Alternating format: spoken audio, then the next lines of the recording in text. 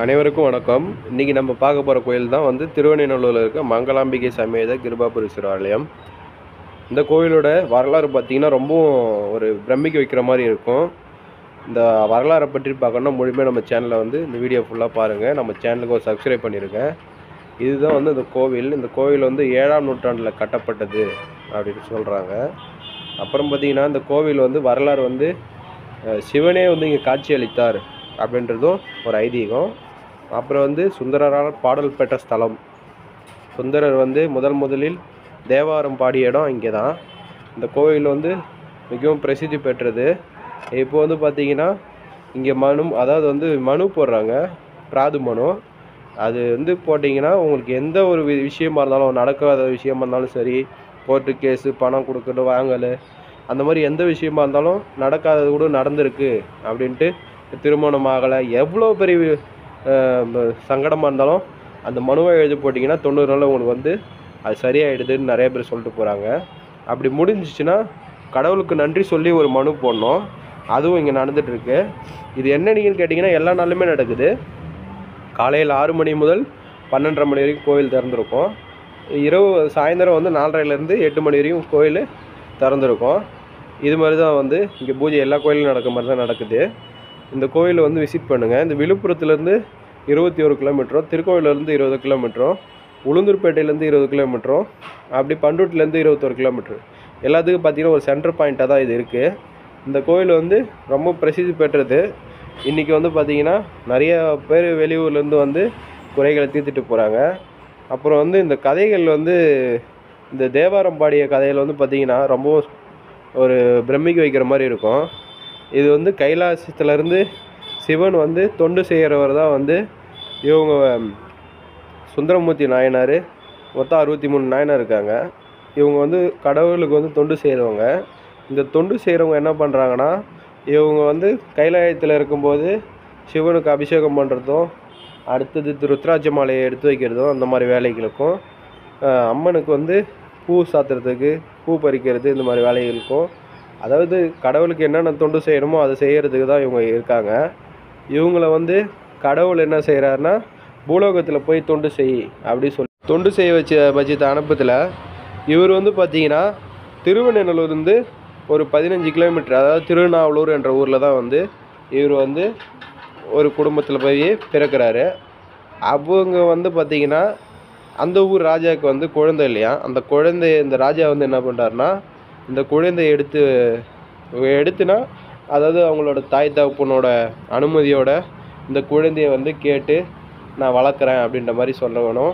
சரி, நம்ம ஊர் ராஜாவை கேட்குறாங்களே கொடுப்போம் அப்படின்னு கொடுத்து அவங்க வளர்த்ததாகவும், இவருக்கு வந்து அந்த கல்யாண வயசு வந்தோடனே கல்யாணம் பண்ணுறதுக்கு இவங்க முடிவு பண்ணுறாங்க. ஊர் மக்கள் எல்லாமே சேர்ந்து முடிவு பண்ணி கல்யாணம் பண்ணுறாங்க. அப்போ கல்யாணம் தாலி கட்டும்போது சிவன் வந்து ஒரு முதியோர் வேடத்தில், அந்தனர் வேடத்தில் வந்து இது மாதிரி இவர் வந்து எனக்கு அடிமை, இவர் வந்து கல்யாணம் பண்ணிக்கூடாது அப்படின்ற மாதிரி சொல்கிறாங்க.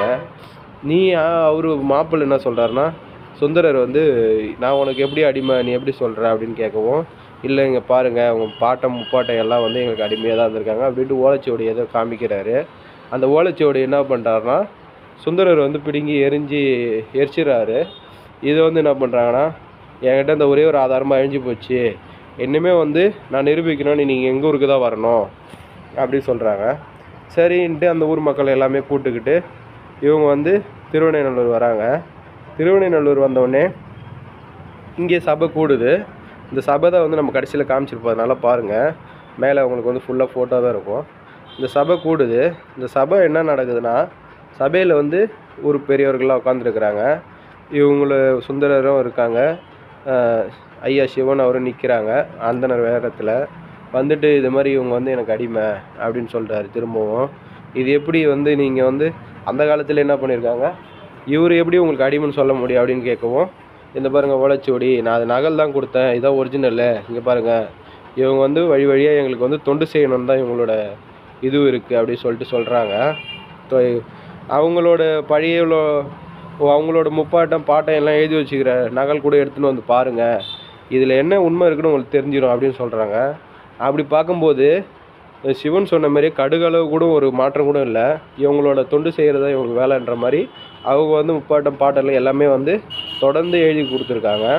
அதை வந்து நீங்கள் மீறக்கூடாது, அவங்க சொல்லத்தான் நீங்கள் கேட்கணும் அப்படின்னு சொன்னோடனே இவர் என்ன பண்ணிடுறாரு, ஓ அப்படிங்களா சரின்ட்டு இவர் வந்து சம்மதம் தெரிவிக்கிறாரு. சம்மதம் தெரிவித்தோடனே இவங்க கேட்குறாங்க, இங்கே நீங்கள் எப்படி இந்த ஊரும் சொல்கிறீங்க, இந்த ஊரில் இது வரைக்கும் நான் உங்களை பார்த்ததும் கிடையாது, ஆனால் நீங்கள் இந்த ஊரும் சொல்கிறீங்க எப்படிங்க அப்படின்னு கேட்குறாங்க. அதுக்கு வந்து சிவன் சொல்கிறாரு, நான் உங்களை டெய்லியும் பார்த்துன்னு தான் இருக்கிறேன், நான் உங்களை டெய்லியும் வந்து கண்காணிச்சுன்னு தான் இருக்கிறேன் அப்படின்னு சொல்கிறாரு. உங்கள் வீடு எங்கே இருக்கலாம் தெரிஞ்சுக்கலாம் ஐயா அப்படின்னு சொல்கிறாங்க. அதுக்கு வந்து சரி வாங்க காமிக்கிறேன் அப்படின்னு சொல்லிவிட்டு இவர் என்ன பண்ணுறாருன்னா கோவிலுக்குள்ளே போகிறாரு. இந்த மண்டபமும் கோயிலும் பக்கமாக அப்படியே தான், ஒரு 10 மீட்டர் டிஃப்ரெண்ட்டில் தான் இருக்கும். இதுலேருந்து இறங்கி வாங்க எங்கள் வீட்டை போய் காமிக்கிறேன்ட்டு இவர் போட்டுன்னு வந்த காலனியும் இப்போ வெளியில் விட்டுட்டு ஒரு உள்ளுக்குள்ளே போகிறார் கோவிலுக்குள்ளே போனோடனே சுந்தரர் மட்டும் பின்னாடியே போகிறாரு. ஊர் மக்கள்லாம் கொஞ்சம் வராங்க. அதுக்குள்ளேயே இவர் போயிட்டு கருவறையில் போயிட்டு மறைஞ்சிடுறாரு. மறைஞ்சிட்ட பிறகு இவர் சுந்தரர், ஐயா நீங்கள் எங்கே இருக்கிறீங்க தேடுறாரு. அப்படி தேடும்போது சுந்தரா, என்னம்மா நான் உனக்கு கண்ணுக்கு தெரியல, நான் இன்னும் உனக்கு யாருன்னு தெரியலையா அப்படின்னு சொல்கிறாரு. அப்போ தான் புரியுது, சிவனே நீ இது மாதிரி வந்து எனக்கு இந்த மாதிரி ஒரு காட்சி கொடுத்துட்டியா அப்படின்ற மாதிரி சுந்தரர் சொல்கிறாராம். அப்போ வந்து என்னை புகழ்ந்து ஒரு பாட்டு பாடு, இந்த வந்து பூலோகத்துக்கு நீ தொண்டு செய்யணும் அப்படின்னு சொல்கிறாங்க. பூலோகத்துக்கு தொண்டு செய்யணும், சரிங்க ஐயா, நான் வந்து புகழ்ந்து பாடனா இது வரைக்கும் எனக்கு என்ன தெரியும் நான் பாடுறதுக்கு அப்படின்னு சொல்கிறாங்க. அப்போ தான் வந்து சொல்கிறாரு, நான் வந்து உன்னை நிறுத்தும் போது என்னை பித்தா பைத்தியக்காரான்னு திட்டினல்ல, என்னை அதை புகழ்ந்தே பாடு அப்படி சொல்கிறாங்க. அதில் உருவானது தான் அந்த பாடல். முதலில் பித்தா என்று சிவன் அடி எடுத்து கொடுக்குறாரு. அதில் வந்து தேவாரம் பாடுறாரு சுந்தரர். பித்தா பிறை சூடி பெருமானே அருளாளால் எத்தால் மறவாதே நினைக்கின்றேன் மனத்து உன்னை, வைத்தாய் பெண்ணை தென்பால் வெண்ணை நல்லூர் அருட்டுறையில், அத்தா உனக்கு ஆளாளாய் நீ அன்னேல நாமே அப்படி சொல்கிறாரு. இந்த கோவிலுக்கு வந்து அருட்டுறை சொல்லுவாங்க. அருட்டுறைனா வந்து ஒவ்வொரு கோயிலும் மாட வீதி அப்படின்ட்டு நிறைய பேர் இருக்குது. இந்த கோயிலுக்கு அருட்டுறை அப்படின்ட்டு ஒரு 2-3 பேர் நிறைய பேர் இருக்குதுன்னு சொல்கிறாங்க. அது நம்மளுக்கு விலாவரியாக தெரியல. அப்புறம் பார்த்திங்கன்னா இந்த கோயில் வரலாறு இன்னும் கொஞ்சம் சிறப்பு.